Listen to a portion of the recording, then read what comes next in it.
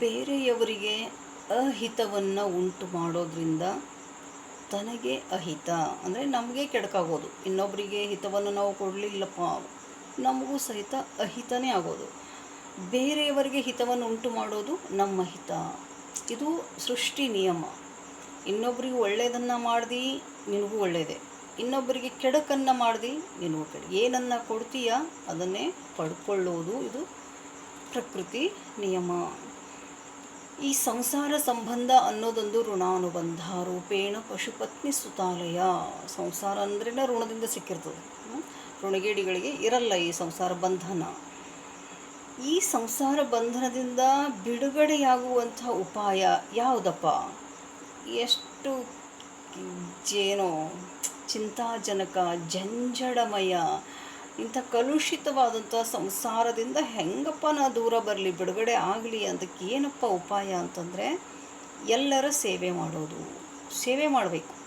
ಹೆಂಗೆ ಸಾಧ್ಯನೋ, ಹೆಂಗೆ ಅವಕಾಶ ಸಿಗುತ್ತದೋ ಹಂಗೆ ಸೇವೆಯನ್ನು ಮಾಡಬೇಕು. ಮತ್ತು ಯಾರಿಂದಲೂ ಏನನ್ನೂ ಬಯಸದೇ ಇರೋದು. ನಾವು ನಿಸ್ವಾರ್ಥದಿಂದ ನಿರಪೇಕ್ಷ ಭಾವದಿಂದ ಕೊಡೋದು ಅಷ್ಟೇ.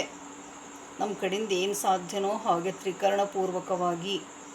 ಬಟ್ ಯಾರಿಂದಲೂ ಏನನ್ನು ಬಯಸದೇ ಇರೋದೇ ಈ ಸಂಸಾರದ ಬಂಧನದಿಂದ ಬಿಡುಗಡೆಯಾಗೋಕ್ಕೆ ಸುಲಭ ಉಪಾಯ. ನಿಜವಾದ ಹೃದಯದಿಂದ ಅಂದರೆ ಪ್ರಾಮಾಣಿಕ ಹೃದಯದಿಂದ ಭಗವಂತನ ಸೇವೆಯಲ್ಲಿ ತೊಡಗಿಕೊಂಡಂಥ ಸಾಧಕನ ಮೂಲಕ ಎಲ್ಲ ಪ್ರಾಣಿಗಳ ಸೇವೆ ಆಗುತ್ತಿರುತ್ತದೆ. ಯಾರು ಪ್ರಾಮಾಣಿಕತೆಯಿಂದ, ಶ್ರದ್ಧೆಯಿಂದ, ನಿಷ್ಠೆಯಿಂದ ಭಗವಂತನ ಸೇವೆ ಮಾಡ್ತಾರಲ್ಲ, ಅವರ ಮೂಲಕ ಇಡೀ ಜಗತ್ತಿನ ಪ್ರಾಣಿ ಸಂಕುಲದ ಸೇವೆಯನ್ನು ಭಗವಂತ ಮಾಡಿಸ್ತಾ ಇರ್ತಾನೆ. ಯಾಕಂದರೆ ಎಲ್ಲದರ ಮೂಲದಲ್ಲಿ ಭಗವಂತನೇ ಇದ್ದಾನೆ. ಪ್ರತಿಯೊಂದು ಆತ್ಮದಲ್ಲಿ ಭಗವಂತನೇ ಇದ್ದಾನೆ. ಆದ್ದರಿಂದ ಯಾರು ಪರರ ಸೇವೆಯನ್ನು ಮಾಡ್ತೀವಿ ಅದು ಭಗವಂತನ ಸೇವೆ. ಬೇರೆಯವರಿಗೆ ಸುಖವನ್ನು ಕೊಡುವ ಅಪೇಕ್ಷೆ ನಾವು ಹೊಂದಿದ್ರೆ ನಮ್ಮ ಸುಖದ ಅಪೇಕ್ಷೆ ತಾನಾಗಿಯೇ ಕಳಚಿ ಬೀಳ್ತದೆ. ನಾವು ಬರೀ ಬೇರೆಯವರಿಗೆ ಸುಖ ಕೊಡಬೇಕಪ್ಪ ಅಂತ ಚಿಂತನೆಯೊಳಗೆ ತೊಡಗಿಕೊಂಡ್ರೆ ನಮ್ಮ ಸುಖದ ಅರಿವು ನಮಗೆ ಆಗೋದಿಲ್ಲ. ಬಹುಶಃ ನನ್ನಿಂದ ಯಾರಿಗೂ ದುಃಖವಾಗದೇ ಇರಲಿ, ನನ್ನಿಂದ ಯಾರಿಗೂ ಯಾವುದೇ ರೀತಿಯ ತೊಂದರೆಯಾಗದೇ ಇರಲಿ, ನನ್ನಿಂದ ಯಾರೂ ಹನಿ ಕಣ್ಣೀರು ಹಾಕದೇ ಇರಲಿ. ಇದು ಮಹಾನ್ ಭಜನೆ. ಇದು ಭಗವಂತನ ಭಜನೆ. ಇದು ನೀವು ಭಜನೆ ಮಾಡಲಿಕ್ಕೆ ಗುಡಿ ಗುಂಡಾರಗಳಿಗೆ ಹೋಗಿ ಕಿರುಚಾಡಿ ಹಾರಾಡಿ ವಾದನಗಳ ಜೊತೆನೇ ಹಾಡಬೇಕಂತಿಲ್ಲ.